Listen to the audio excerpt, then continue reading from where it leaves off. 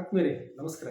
ನಾನು ನಟರಾಜ್ ಸೋನಾರ್, ಕುಷ್ಟಗಿ ತಾಲೂಕಿನ ಕನ್ನಡ ಸಾಹಿತ್ಯ ಪರಿಷತ್ತಿನ ಅಧ್ಯಕ್ಷನಾಗಿದ್ದೇನೆ. ಜೊತೆಗೆ ಶಿಕ್ಷಕನಾಗಿದ್ದೇನೆ, ಸಾಹಿತ್ಯಿಕ ವಿದ್ಯಾರ್ಥಿ ಕೂಡ ಆಗಿದ್ದೇನೆ ಅಂತ ಹೇಳ್ತಾ, ಈಗ ಕುಷ್ಟಗಿ ತಾಲೂಕಿನ ಇತಿಹಾಸದ ಬಗ್ಗೆ, ಕುಷ್ಟಗಿ ತಾಲೂಕು ಯಾವ ರೀತಿ ಅದು ತನ್ನ ನಿಷ್ಪತ್ತಿಯನ್ನು ಹೆಸರನ್ನು ಪಡೀತು ಅಂಥೇಳಿ, ಭೌಗೋಳಿಕ ವಿನ್ಯಾಸ, ಜೊತೆಗೆ ಇಲ್ಲಿರ್ತಕ್ಕಂಥ ಸಾಕ್ಷರತೆ, ಇಲ್ಲಿರ್ತಕ್ಕಂಥ ಜನಸಂಖ್ಯೆ, ಎಲ್ಲ ವಿಚಾರಗಳನ್ನು ಒಂದು 2-3 ನಿಮಿಷದಲ್ಲಿ ಹೇಳೋ ಪ್ರಯತ್ನವನ್ನು ಮಾಡ್ತೀನಿ ಅಂತೇಳಿ. ಆತ್ಮೀಯರೇ, ಕೊಪ್ಪಳ ಜಿಲ್ಲೆಯ ಕುಷ್ಟಗಿ ತಾಲೂಕು ಬಹಳ ವಿಶೇಷವಾದಂಥ ಒಂದು ತಾಲೂಕು. ಕಾರಣ ಏನು ಅಂದರೆ, ಸಮುದ್ರ ಮಟ್ಟದಿಂದ 589 ಮೀಟರ್ ಎತ್ತರದ ಪ್ರದೇಶದಲ್ಲಿ ಇರೋದ್ರಿಂದ ಈ ಕುಷ್ಟಗಿ ತಾಲೂಕು ತುಂಬ ಆಹ್ಲಾದಕರವಾದ ವಾತಾವರಣ ಇರತಕ್ಕಂಥ ಒಂದು ತಾಲೂಕಾಗಿದೆ. ಇದರ ಭೌಗೋಳಿಕ ವ್ಯಾಪ್ತಿ ಎಷ್ಟು ಅಂತ ಹೇಳಿದರೆ 166 ಚದುರ ಕಿಲೋಮೀಟರ್ ವ್ಯಾಪ್ತಿಯಲ್ಲಿ ಈ ಕುಷ್ಟಗಿ ತಾಲೂಕು ಹರಡಿಕೊಂಡಿದೆ ಅಂತ. ವಿಶೇಷವಾಗಿ ಕೊಪ್ಪಳ ಜಿಲ್ಲೆಯ ಕುಷ್ಟಗಿ ತಾಲೂಕಿನಲ್ಲಿ ಬರ್ತಕ್ಕಂತಹ ಹೋಬಳಿಗಳು 3: ತಾವರೆಕೆರೆ, ಹನುಮಸಾಗರ, ಹನುಮನಾಳ, 3 ಹೋಬಳಿಗಳನ್ನು ಒಳಗೊಂಡಿದೆ. 177 ಕಂದಾಯ ಗ್ರಾಮಗಳು ಕೂಡ ಇಲ್ಲಿ ಇರ್ತವೆ.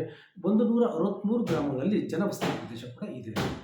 ಪೂರ್ವಕ್ಕೆ ನಾವು ನೋಡಿದಾಗ ತಾವರೆಕೆರೆ ಬರ್ತಾ ಇದೆ, ಪಶ್ಚಿಮಕ್ಕೆ ನೋಡಿದರೆ ನಮಗೆ ಹನುಮನಾಳ, ಹನುಮಸಾಗರ ಬರ್ತಾ ಇದೆ, ಉತ್ತರಕ್ಕೆ ನಾವು ನೋಡಿದರೆ ಬಾಗಲಕೋಟೆ ಜಿಲ್ಲೆಯ ಹುಣಗುಂದ ತಾಲೂಕು ಬರ್ತದೆ, ದಕ್ಷಿಣಕ್ಕೆ ನಮ್ಮ ಕೊಪ್ಪಳ ಜಿಲ್ಲೆ ಬರ್ತಾ ಇದೆ ಅಂತ.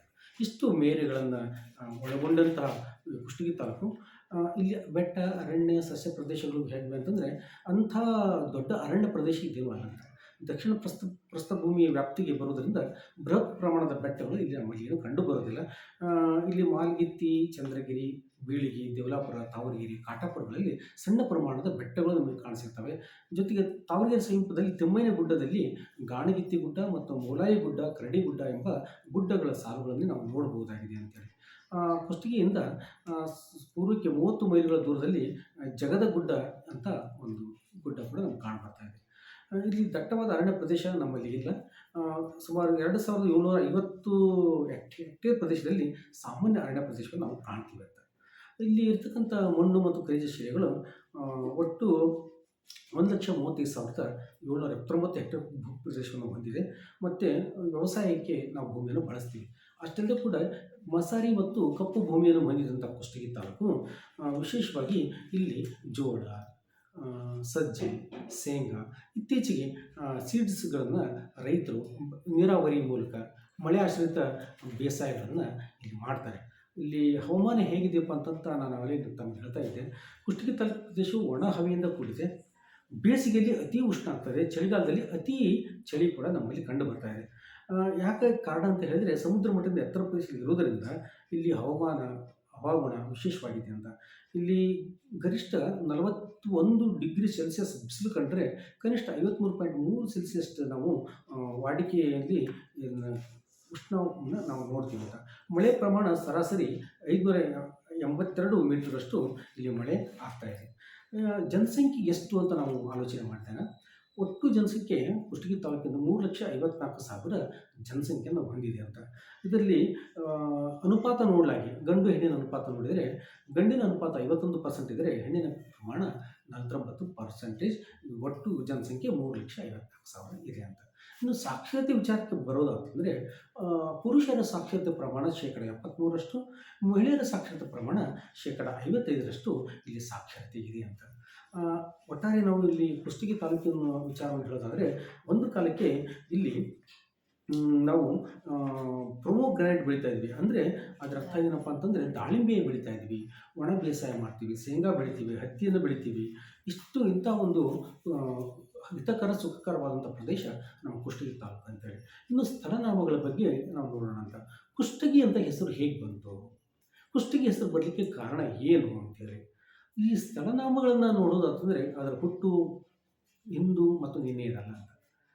ಭಾಳ ಹಳೆಯ ಪದ್ಧತಿಗಳಿಂದ ಜನಪದಿ ಅಂಶಗಳನ್ನು ನಾವು ಇಟ್ಟುಕೊಂಡು ಇಲ್ಲಿ ಸಾಂಸ್ಕೃತಿಕ ಮತ್ತು ಸ್ಥಳನಾಮಗಳ ವಿಚಾರ ಇಟ್ಟುಕೊಂಡು, ಅದೇ ರೀತಿಯ ಊರು, ಕೇರಿ, ಬೀದಿ, ಕೆರೆ, ಕಟ್ಟೆ, ಕೋಟೆ, ಕೊತ್ತಲ, ನದಿ, ತಟಾಕ, ಬಾವಿ, ರಸ್ತೆ, ವೃತ್ತ, ಸಂದ್ರ, ಈ ಸಮುದ್ರ, ಸಾಗರ, ಇಂತಹ ಒಂದು ಸ್ಥಳನಾಮಗಳ ಹಿಂದೆ ನಾವು ನೋಡ್ತಾ ಬಂದರೆ, ಕುಷ್ಟಗಿ ತಾಲೂಕು ಇದನ್ನು ಅಧ್ಯಯನಕ್ಕೊಳಪಡಿಸಿದಾಗ ಈ ಶಾಸನಗಳಲ್ಲಿ, ಕಲ್ಯಾಣ ಚಾಲುಕ್ಯರ ಕಾಲದ ಶಾಸನಗಳಲ್ಲಿ ಒಂದು 30ಕ್ಕೂ ಹೆಚ್ಚಿನ ಶಾಸನಗಳು ನಮ್ಮಲ್ಲಿ ದೊರೀತವೆ.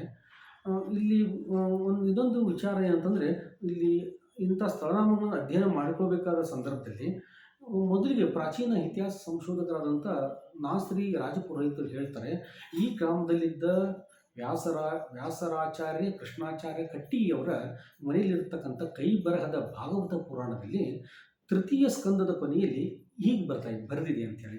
ಶಕವರ್ಷದ 1781ನೇ ಸಿದ್ಧಾರ್ಥ ಸಂವತ್ಸರದ ಮಾಘ ಮಾಸದ ತೃತೀಯ ತಿಥಿಯಲ್ಲಿ ಕೃಷ್ಣಗಿರಿ ಗ್ರಾಮಸ್ಥ ಕೃಷ್ಣಾಚಾರ್ಯರು ಬರೆದದ್ದು ಅಂತ ಒಂದು ಉಲ್ಲೇಖ ನಮಗೆ ಕಂಡು ಬರ್ತಾ ಇದೆ. ಇಷ್ಟಲ್ಲದೆ ಕೂಡ ಇಲ್ಲಿರ್ತಕ್ಕಂಥ ಅಡವಿರಾಯ ದೇವಸ್ಥಾನ ಇರೋದ್ರಿಂದ ಇಲ್ಲಿ ಕೃಷ್ಣಗಿರಿ ರಾಯ ಎಂಬ ಬಿರುದು ಕೂಡ ಇದೆ. ಈ ಕೃಷ್ಣಗಿರಿ ಎಂಬ ನಾಮವು ಕಾಲಾಂತರದಿಂದ ಕುಷ್ಟಗಿ ಎಂದು ಅಪಭ್ರಂಶವಾಗಿದೆ ಅಂತೇಳಿ. ಕೃಷ್ಣಗಿರಿ, ಕುಷ್ಟಗಿರಿ, ಕೃಷ್ಣಗಿರಿ, ಕುಷ್ಟಗಿ ಎಂಬುದು ಈ ರೀತಿ ಇದು ಕಾಲಾಂತರದಲ್ಲಿ ಆಗಿರ್ಬೋದು ಅಂತ ತಜ್ಞರ ಅಭಿಪ್ರಾಯ ಇರ್ತಾ ಇದೆ ಅಂತ. ಎಸ್ ರಾಜೇಂದ್ರ ಅಂತಕ್ಕಂಥ ಒಬ್ಬ ಸಾಹಿತ್ಯ ಸಂಶೋಧಕರು ಏನು ಹೇಳ್ತಾರೆ ಅಂತಂದರೆ, ಕುಷ್ಟಗಿ ಪದವು ಪ್ರಾಯಶಃ ಪ್ರಕೃತಿ ವಾಚಿಯನ್ನು ಹೊಂದಿದ್ದು ಕೃಷ್ಣಗಯಿ ಪದದ ಅಪಭ್ರಂಶವಾಗಿದ್ದು ಇದು ಕಪ್ಪು ಮಣ್ಣಿನ ಭೂಮಿ ಎಂಬ ಅರ್ಥವನ್ನು ಕೂಡ ನೀಡ್ತಾ ಇದೆ. ಕುಷ್ಟಗಿಯ ಬಹುಪಾಲು ಭೂಮಿ ಎರೆ ಭೂಮಿ ಆಗಿರೋದ್ರಿಂದ ಇದು ಅನುವರ್ತನಾಮವಾಗಿದ್ದು ಹೆಚ್ಚು ಕಡಿಮೆ ಸ್ವೀಕಾರಕ್ಕೆ ಅರ್ಹವಾಗಿದೆ ಅಂತೇಳಿ. ಅದೇ ರೀತಿಯಾಗಿ ಇಲ್ಲಿರ್ತಕ್ಕಂಥ ಅನೇಕ ಜನ ಸಂಶೋಧಕರು ಕುಷ್ಟಗಿಯ ವಿಚಾರವನ್ನು ಹೇಳ್ತಾರೆ. ಶಾಸನಗಳಲ್ಲಿ ಕುಷ್ಟಗಿ ಮತ್ತು ಕುಷ್ಟಗೆ ಎಂದು ಉಲ್ಲೇಖ ಇರುವುದು ಕೂಡ ಕಂಡು ಬರ್ತಾ ಇದೆ ಅಂತೇಳಿ. 1534ರ ಶಾಸನ, ಕಲ್ಯಾಣ ಚಾಲುಕ್ಯರ ಕಾಲದ ಶಾಸನ, ಅದು ಯಲಬುರ್ಗಾ ತಾಲೂಕಿನ ಕಲ್ಲಿನಾಥ ದೇವಾಲಯದಲ್ಲಿದೆ. ಕುಷ್ಟಗಿಯ ಸೀಮೆಯ ಒಳಗಣ ಸಮರ್ಪಿಸಿದ ಇಂಗಳದ ಗ್ರಾಮ ಅಂತ ಒಂದು ಉಲ್ಲೇಖ ಇರ್ತಕ್ಕಂಥದ್ದು ನಮಗೆ ಕಂಡು ಬರ್ತಾ ಇದೆ. ಇಂಥ ಒಂದು ವಿಚಾರಗಳನ್ನು ಹೇಳಬೇಕಾದ್ರೆ ಕೊಪ್ಪಳದ ನಮ್ಮ ಕೊಟ್ನಿಕಲ್ ಸಿದ್ಧಲಿಂಗಪ್ಪ ಕೊಟ್ನಿಕಲ್ ಅವರು, ಆಮೇಲೆ ಇನ್ನೋರ್ವ ಸಂಶೋಧಕರಾದ ಡಾಕ್ಟರ್ ರವಿ ಎಸ್ ಚವ್ಹಾಣ್ ಅವರು, ಡಾಕ್ಟರ್ ಕೆ ಶರಣಪ್ಪ ನಡಿಶಿಶಿ ಅವರು ಕುಷ್ಟಗಿ ತಾಲೂಕಿನ ಇತಿಹಾಸದ ಬಗ್ಗೆ ತಮ್ಮದೇ ಆದಂಥ ವಿದ್ವತ್ತಿನ ವಿಚಾರಗಳನ್ನು ನಮ್ಮ ಮುಂದೆ ವ್ಯಕ್ತಪಡಿಸಿದ್ದಾರೆ ಅಂತೇಳಿ. ಇದು ಇನ್ನೂ ಒಂದು ಕಥೆ ಏನಿದೆ ಅಂದರೆ, ಒಂದು ಐತಿಹ್ಯ ಒಂದು ಕಥೆ ಇದೆ. ಅದನ್ನು ನಾನು ಕುಷ್ಟಗಿ ಅಂತ ಹೇಗೆ ಬಂದಂತ ಹೇಳ್ತೀನಿ. ಈ ಪ್ರದೇಶವನ್ನು ಒಬ್ಬ ರಾಣಿಯು ಆಳ್ತಿದ್ರು ಅಂಥೇಳಿ. ಅವಳ ಗಂಡನಿಗೆ ಕುಷ್ಠರೋಗ ತಗುಲ್ತಾ ಇದೆ. ಆಗ ಆತನನ್ನು ಕುಷ್ಠರೋಗ ನಿವಾರಣಾ ಗುಣವಿರುವಂಥ ಈ ಪ್ರದೇಶ